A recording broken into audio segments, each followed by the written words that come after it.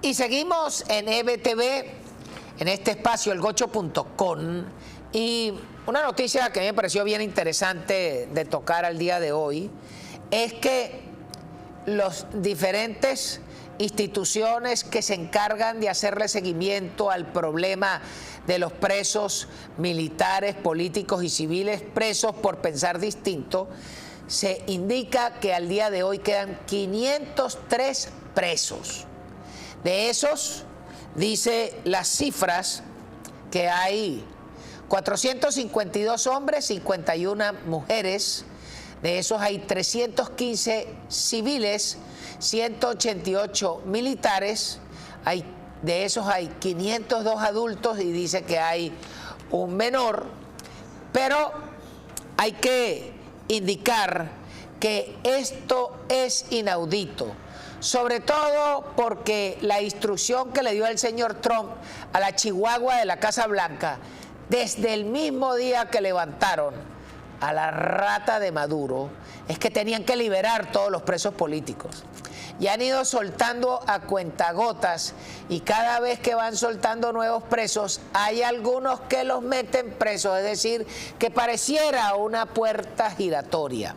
Pero también lo que nos hemos conseguido es que hay una cantidad de presos por diferentes causas, no necesariamente políticas, sino por efectos de la extorsión de diferentes funcionarios que están presos, que la gente se calla, y ahora que comenzó el proceso de liberación, entonces están apareciendo una cantidad de personas diciendo, mire, pero es que a mi primo lo tienen preso desde hace 2 años y no lo han presentado a un tribunal.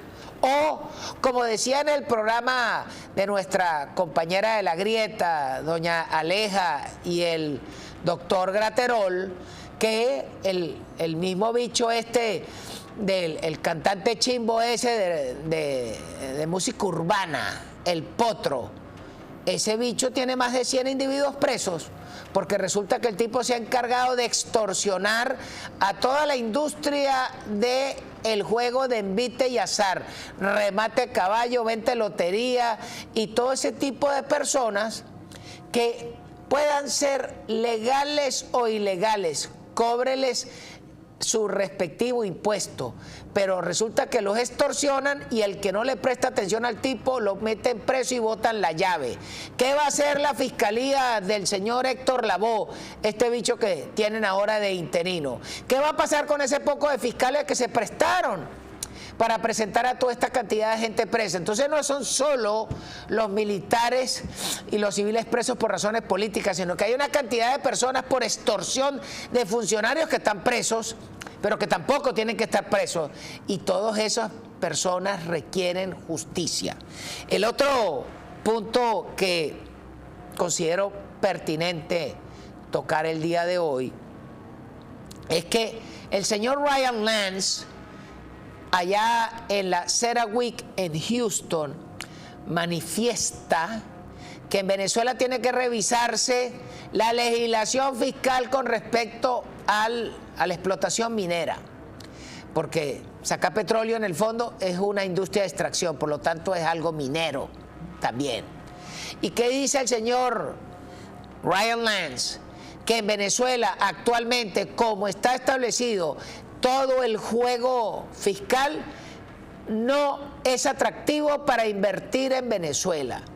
También el señor Colin Flirt, que es el CEO de Chevron, en su derecho de palabra ayer, en la misma convocatoria, también hablaba en esos términos, que es que en Venezuela, al día de hoy, no hay Estado de Derecho, hay una nueva regla que pasaron en la asamblea de estos bandidos, pero resulta que todavía hay mucha legislación que no hace atractivo la necesidad de invertir en Venezuela. ¿Por qué?